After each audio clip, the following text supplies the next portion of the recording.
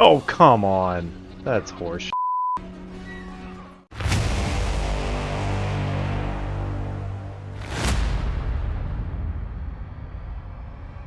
Welcome back, everyone.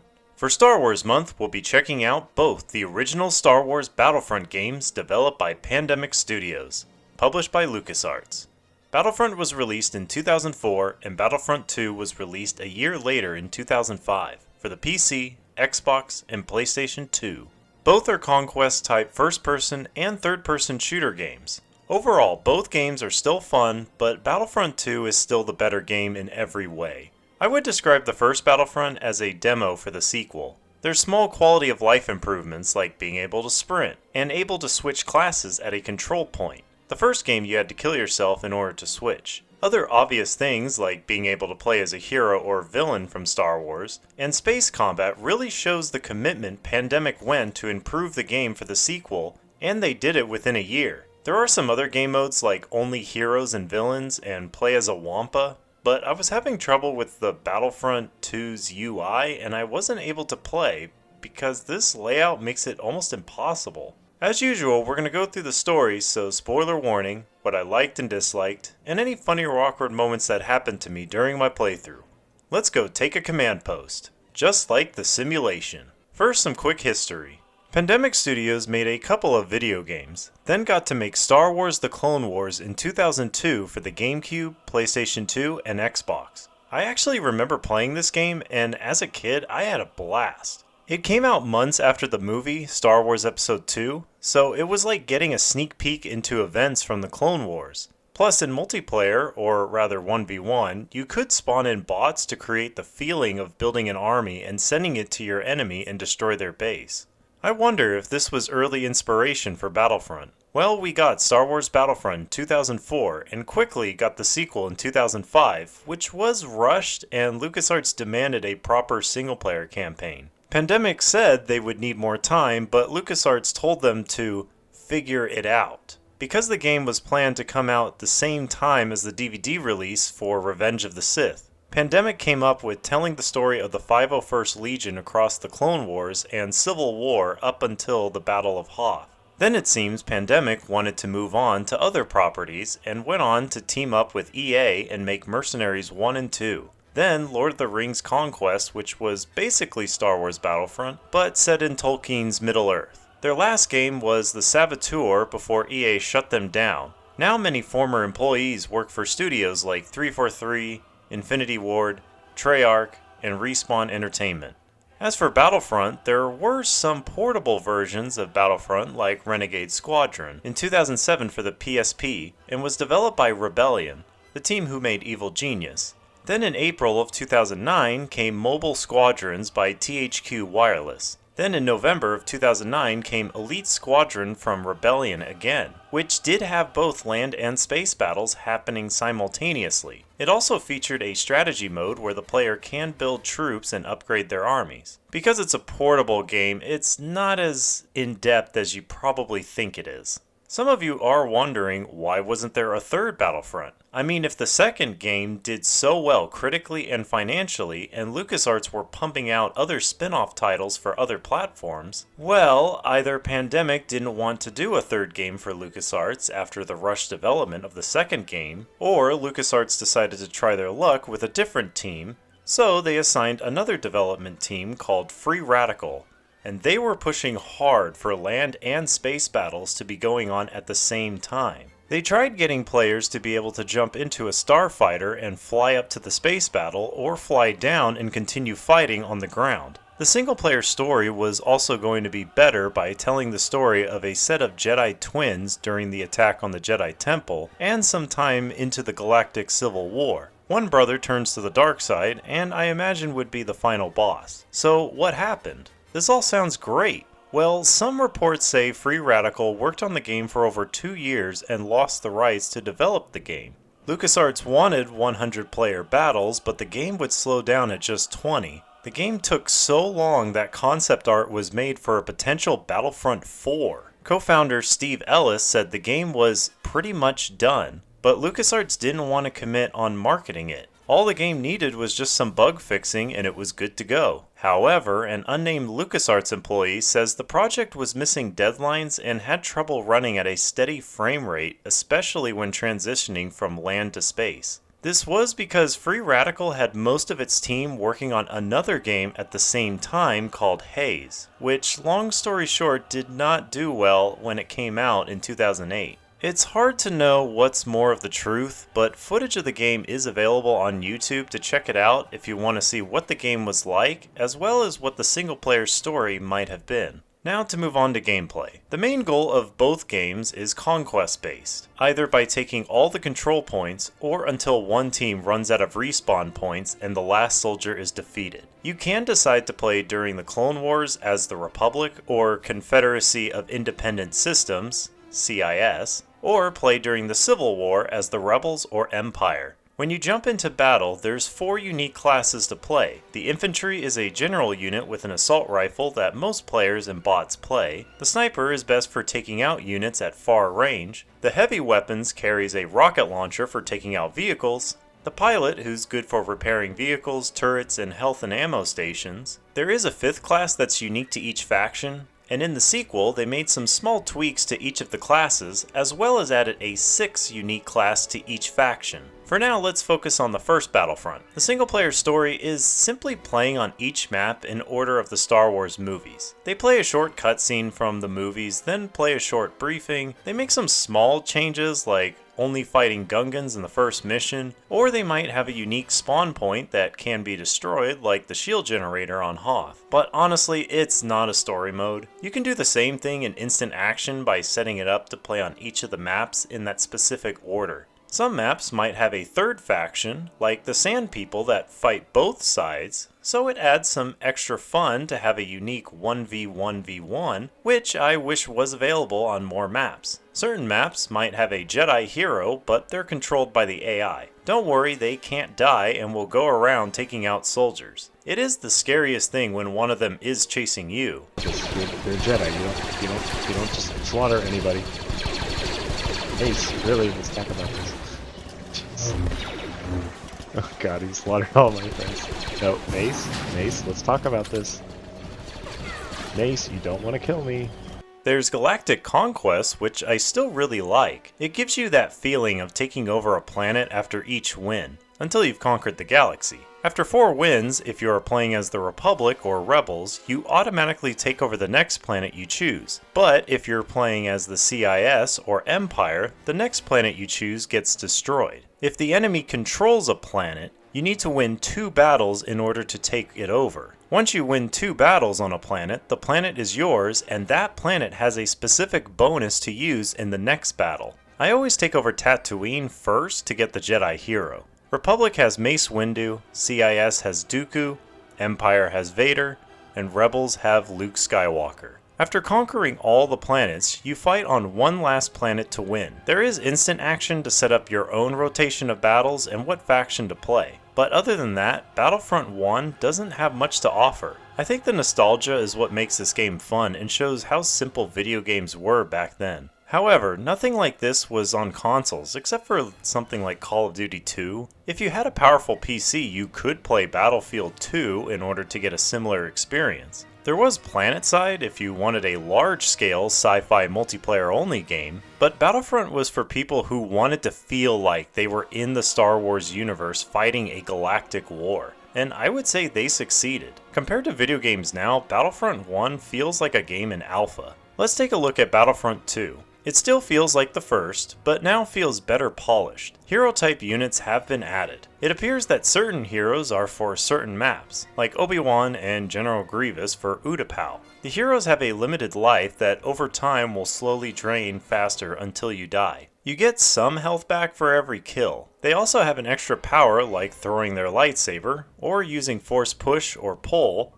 Some might have lightning. There's other types of heroes like Han Solo, Princess Leia, or Jango and Boba Fett who use blasters. After a couple of minutes, a message will pop up asking if you want to switch and play as the hero. I do wish if I select no, then a bot takes control and I can try to play alongside the hero just like in the first game. There's also little things like power-ups to take less damage and deal more damage. You'll see these effects around your character. Sometimes your weapon will fire a different color or rate of fire to show you it's more powerful. Space combat is pretty fun, but loses its fun because it became routine for me after the 5th space battle. First take out the smaller ships, then land in the enemy hangar, and what I personally do is run in, place a bomb on the turret control, then shield generator, then run back to throw another bomb on the turret control to destroy it. Then restock 3 bombs from an ammo droid while avoiding enemies, then run back in and place all 3 on the shield generator, get more ammo, then all 3 on the engines, get more ammo, then all 3 on the life support systems. Then either steal a bomber or respawn and take a bomber and destroy the enemy bridge, communications array, and sensors. By then the game should be over, otherwise I just need to take out a couple of fighters. I repeated this every single time, and after a while I grew bored of space combat. It is still a fun game mode, but it's just very repetitive. The single player story now has objectives for you to complete in each mission. You can't simply sit there and take out enemies or take control points to win unless that's the objective. The enemy has unlimited respawning while you still have a limited number. If that hits 0 and you die, you lose and have to restart the whole mission again. There are no checkpoints. Some missions are harder than others, and some have simple objectives like take a command post or kill this unit. I wish some were a little more complex or have choices like there are 2 command posts but you just need to take 1, so you can decide if the army flanks left or right on the map. Maybe have a choice of hold your position for 5 minutes or push the enemy back and take their command post to advance through the mission quicker. Instead, it's the same missions that everybody probably knows by heart because the objectives are the exact same. One thing that is good is they add space combat to the story, but you have the option to skip it. The briefings are pretty cool. They obviously did some in-game recordings, then added some filters, which looks like they had some fun with some camera shots like looking down the barrel of a rifle. It is narrated by Tamira Morrison, who was the actor for the clones from the movies.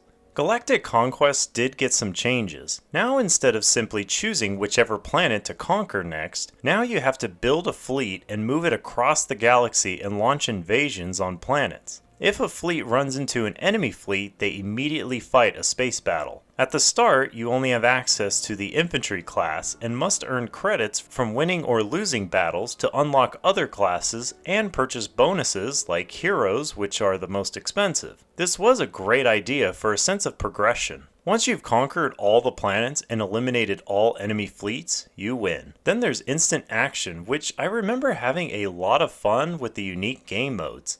But like I said, this menu doesn't work well, and I can't select what I want because they overlap each other. They may not have the correct resolution like 1440p, so you'll need to input the resolution in the launch options. There was also a problem with my screen just randomly going black. The audio is still going in the background, but I can't see anything. I searched on the forums and tried several things, but only one thing worked, and it's a strange one. You need to disable Discord's in-game overlay. Yep, Discord's overlay doesn't work well with this old game, so just go into the settings and disable it. Well, I think that just about covers it. Let's go through Battlefront 2's Rise of the Empire. The first mission is about Jedi Master Ki-Adi-Mundi leading an attack on Megiddo to destroy an energy collector. First objective is take the forward command post. Easy enough if you take a walker with you, unless you take a rocket to the face. Then swap to a heavy trooper to take out the turrets easily.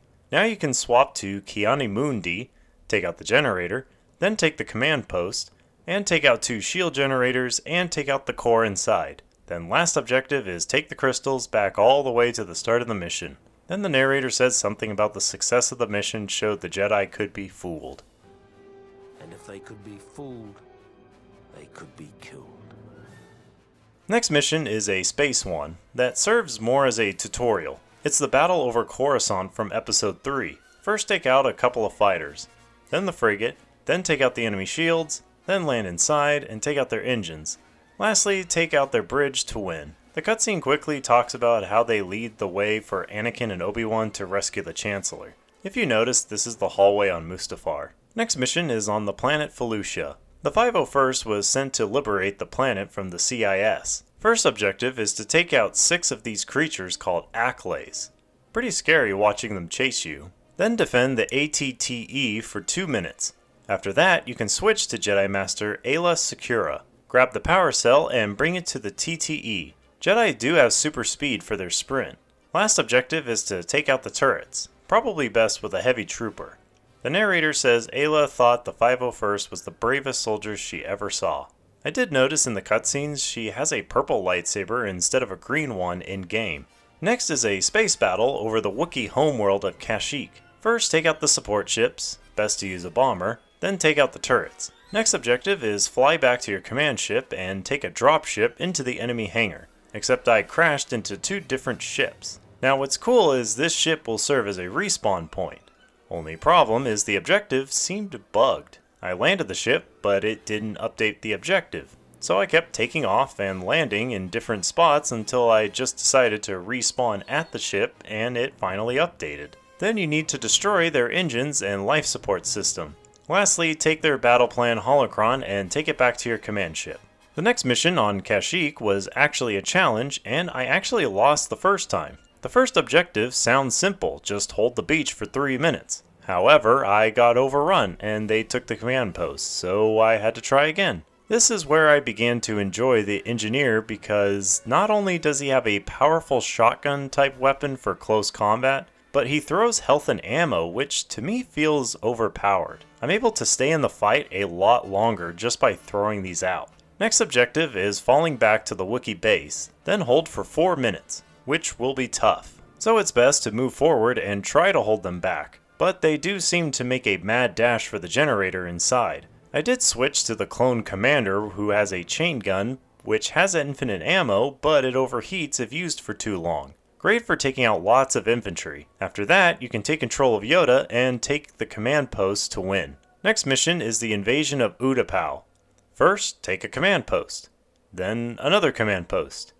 Now take Obi-Wan to take yet another command post. Finally, fight General Grievous. Just throw your lightsaber to defeat him. Then destroy 2 turrets, and finally destroy a generator to win. Wow, that was simple and straightforward. Next mission is Order 66 has begun, and Anakin leads an attack on the Jedi Temple with the 501st. Which doesn't make much sense how the 501st was on Utapau, then back to Coruscant in time for Order 66 with Vader? But it's fine, I'm sure very little of this is canon anyway. First objective is take a command post while avoiding Jedi Knights and turrets. That's something I forgot to mention. Side note, in Battlefront 1, bots and turrets had perfect aim. So if you got used to the timing, you could dodge their shots. It was very difficult to do, but it is possible. However, they nerfed the bots severely in Battlefront 2. Now they will only hit you if you're literally standing still and let them shoot you. Anyway, moving on to the next objective, you need to defend the Jedi Library. Just take out the 2 waves of enemies and wait for the timer to end. Then go collect a Jedi holocron and take it back to the dropship. You can now take control of Anakin Skywalker, and go kill a Jedi and take his holocron, then bring back to the dropship. Finally, take out the 3 Jedi Masters to win. The narrator then talks about the Republic becoming the Empire, the 501st was put under the command of Lord Vader, and they got new armor and weapons, making it clear we've transitioned from the era of the Republic to the Empire. Next mission has the 501st sent to Naboo to dethrone the Queen for harboring Jedi Knights. First thing is taking a command post, then another command post. Third objective is another command post, but at least you get to use a tank. Then destroy this console, to then kill some Jedi who, for some reason, went running far away. Finally, the Queen reveals herself, so take her out as a sniper like me for an easy win. Next mission is in space over Mustafar. Story is a Geonosian reactivated the droid factory and now has an army of droids. First objective is to take out the dropship in the hangar, then get out there and destroy 10 fighters, then destroy their shields, finally land in the enemy hangar and take their bomber back to your command ship to win. Next mission is on Mustafar. First objective is what you would expect, take a command post, but with narrow corridors it's easy to get taken out. Oh, come on, really? Oh, come on! Enough with this! Next objective is yet another command post to take. And the next one is another command post. At least the next one is destroy schematics for a new droid prototype. Next objective is to grab a beacon and place it way out on this thing, then move to this spot. Seems like a weird objective. Your final objective is to take out the Geonosian. Next mission is on Kamino. This is interesting because I always thought this was canon, but if you've seen the first season of The Bad Batch, then you know how things really played out on Kamino. Anyway, you can play as Boba Fett and first destroy a door, then grab a DNA sample and return it to the ship. Next objective is, you guessed it, take a command post. Then destroy some computer consoles and finally take out 2 dropships in the sky. Next mission is on the Death Star. You start in a hangar and must defend it for 2 minutes. Then push forward and take their command post. Next is to find a rebel carrying the Death Star plans. Go kill him and take the plans back to your command post. Next is to take another command post. Then push to the hangar and stop them from escaping in the shuttle. Take it out before the timer hits 0. The final objective is to take out a Jedi. Next mission is on Polis Massa. You know, that one place from episode 3. Everyone remembers that place. And I've always wanted to simulate a battle there. Nobody? I'm not surprised. Anyway, the story is the stolen data plans are here, so the 501st are here to recover them. First objective is, say it with me, take a command post. Next objective is to grab a data disk in a room full of rebels, who awkwardly don't stop me, then return it to the command post. Defend the command post for 2 minutes. Watch out for grenades, they get thrown all over the place. Recommend you be an engineer to keep the health and ammo droids up to stay alive. Next is to destroy a data bank, which I ran through the armies of rebels to get to. Once it's destroyed, the final objective is to take a command post. Turns out the plans weren't here, but will lead us to someone who will. Next mission is on Leia's ship, the Tantive 4, which is the first battle from episode 4, but much more exciting. First things first, take a command post. You then get to play as Darth Vader. Take out the security terminals to then go and get some access codes and return them to the bridge. Now we get an interesting objective. Go and find Princess Leia. You don't have an objective marker this time. You actually have to explore and find her. She's not that hard to find, but at least I'm happy for a different objective that doesn't hold your hand. We get another space battle over Yavin 4. This is right after the destruction of the Death Star, so first thing is to destroy some transports, then the frigates, then destroy 10 rebel fighters in 10 minutes, then destroy the guns on the enemy command ship, then finally destroy their engines to win. Next mission is on Yavin 4, and there's a really strange bug when it comes to water. Don't ever play on Dagobah. This blue color takes up most of your screen.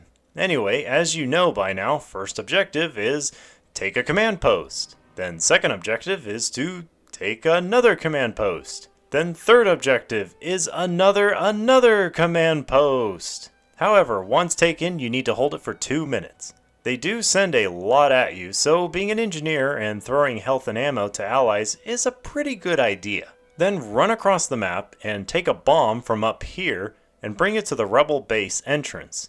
Wait for the explosion and get inside for your final objective to take out 3 rebel leaders to win.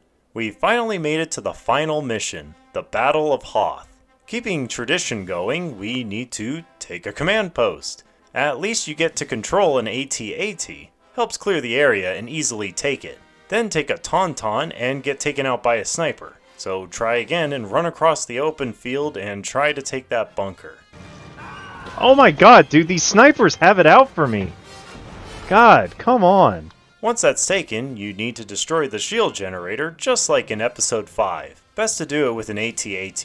Of course, they show the clip from the movie. Now move into the base and take it. I definitely feel like a one-man army taking on so many rebels. Eventually I take it and get control of Darth Vader. Head into the command room and take out the shield console. Now head into the back of the base and take the command post. Another quick clip from the movie. Now take this beacon and place it under the rebel ship. With Darth Vader, it's easy to do. Now for the final objective, you just need to defend it for a minute. And that was the game. I'm surprised they didn't put Endor in here. It would have been nice to have a map where the Empire makes its final stand, and even though you complete all the objectives, you still lose, but at least it makes the Battle of Endor from the Empire side interesting, and any final thoughts like, the 501st gave it everything it had, but it didn't stand a chance against a bunch of small teddy bears. Despite everything, the 501st would long be remembered. Oh well. Maybe they didn't have time, and this was a way to end things on a good note for the Empire. I did play through 2 full campaigns in Galactic Conquest as the CIS and Rebel Alliance. And what do you get? A short little final video. Yay? In conclusion, Star Wars Battlefront 1 and 2 Classic are still both fun and simple games to play. The single player story are just slightly different ways to play, but I wish in instant action I could have infinite respawns for both sides and have 100 versus 100 bots to really make it feel like a giant galactic battle. And the game won't end until all control points are taken. Also, give me the option to pick whichever heroes I want to play on whichever map. I wish LucasArts gave Pandemic more time to polish this game and make it the best it could be with as much modding or customization as possible. Hopefully someday, by some miracle, we could get a remaster of this game. Just update the graphics and let us customize the game as much as we like and how we want to play it. Oh wait, there is a Star Wars Battlefront 2 remastered on ModDB. Actually, there's a few of them. I found out while making this video, so I didn't have a chance to try out any of them. Maybe some of you guys can let me know in the comments how the remastered mod is. Another idea that would be awesome is to get something like a Clone Wars MMO FPS like PlanetSide, but in Star Wars. Even though we have the EA Battlefront 1 and 2 games, which have their own stories and controversies to talk about, the classic games are still worth your time, especially during a Star Wars sale on every May 4th. Let me know about the EA games because I stayed away from them. Even though I have a free copy of Battlefront 2 on my Epic account, I just never felt like trying it, mostly because of the pay-to-win controversy. However, I have heard the game is in a much better state, so maybe one day I'll give it a chance. At least a playthrough of the single-player story and a couple of games in multiplayer. Next month will be an RTS I like to keep in my second dungeon. Hope to see you there. Thanks for watching. I hope you enjoyed the video. Please like and subscribe to help grow my channel, and comment below on what you thought. Also check out my other videos, and check me out on Spotify with the Time Pals podcast. Thanks again, and I'll see you in the next video.